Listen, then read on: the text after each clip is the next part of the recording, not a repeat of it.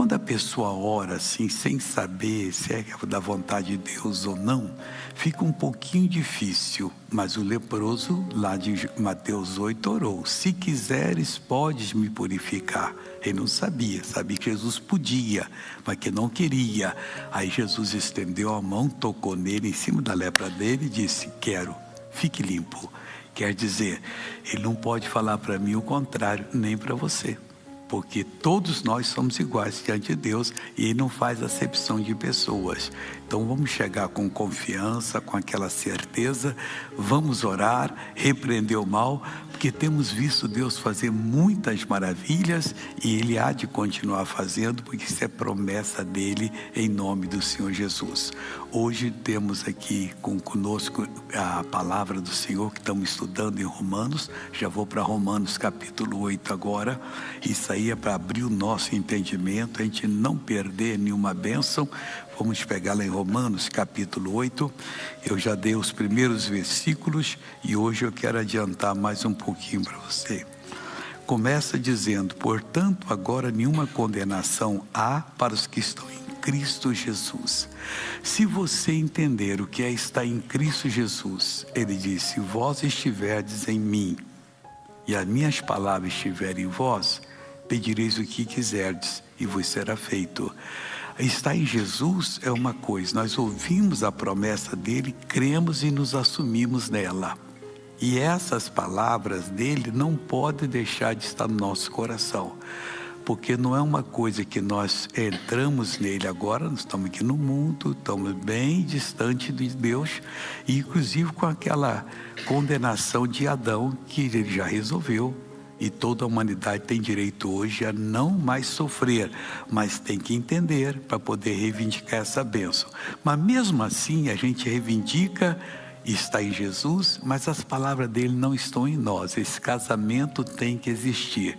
Se vós estiverdes em mim e as minhas palavras estiverem em vós, pedireis tudo o que quiserdes, não vai haver limite, e vos será feito.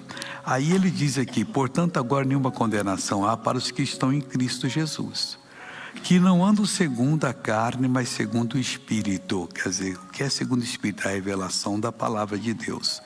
Porque a lei do Espírito de vida em Cristo Jesus me livrou da lei do pecado e da morte. Porquanto o que era impossível à lei, vista como estava enferma pela carne, Deus, enviando o seu Filho em semelhança da carne do pecado, pelo pecado condenou o pecado na carne. Então tem que falar devagar aqui, porque senão a pessoa não entende, tá?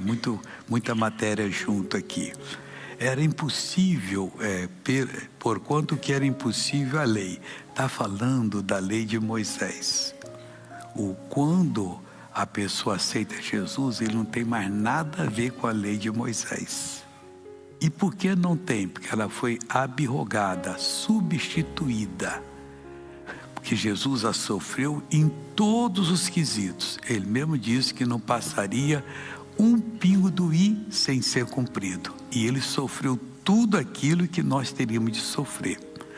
Agora, crendo dessa maneira, nós estamos numa outra lei, está lá em Tiago 1,25, que é a lei perfeita da liberdade. Não é só a lei da liberdade, mas ela é imperfeita, não, ela é perfeita. O que precisava ser feito, ele fez para cumprir toda a lei, e nisso, essa lei perfeita pôde entrar em ação. Então a nossa lei, para quem não aceitou Jesus como Salvador, não vale. Vamos dizer que até o pessoal do judaísmo, eles tinham a lei de Moisés e continuam crendo.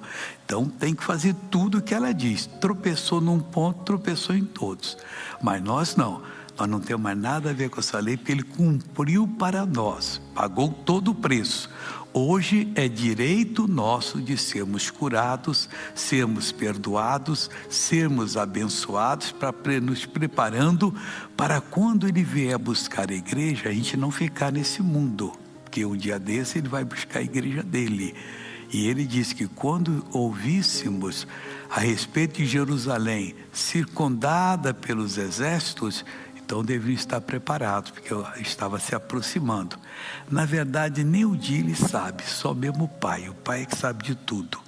E nós temos visto essas coisas que têm acontecido. Agora nós temos que nos jogar, primeiro, não ficar querendo praticar a lei de Moisés, porquanto o que era impossível à lei, visto como estava enferma pela carne, Deus enviando o seu Filho em semelhança da carne do pecado, porque ele não era filho de José, ele era filho, ele era Deus com o Pai, filho de Deus.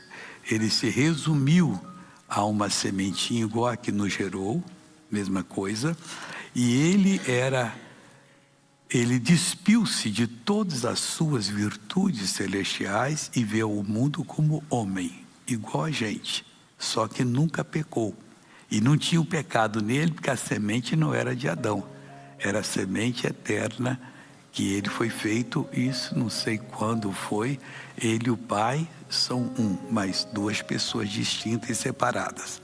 Aí ele diz aqui, enviando o seu Filho em semelhança da carne do pecado, pelo pecado que foi colocado nele, foi quando o Pai o abandonou, ele gritou, meu Pai, por que me desamparaste? Porque não podia estar do lado dele com o pecado. Condenou o pecado na carne, então o pecado está condenado na carne dele. Nós não temos nada a ver com o pecado.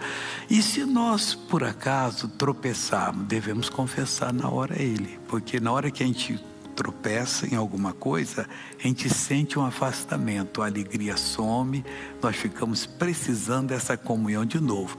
Aí entramos em oração diante dele, confessamos, pedimos perdão e temos que ter certeza que serão perdoados. E qual é a certeza?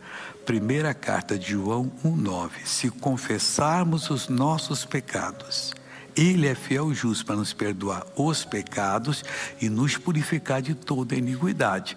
Aí sim, em alguns casos, como a pessoa foi muito longe, vai demorar um pouquinho mais para ele sentir aquela alegria, para ele ver que isso aqui não é brincadeira, a coisa é séria. E se não conseguir esse perdão, está garantido. Se confessar, consegue. Mas confessar de todo o coração e, lógico, abandonar. Confessar hoje, voltar amanhã. E confessa, volta depois da manhã para a mesma coisa, não dá.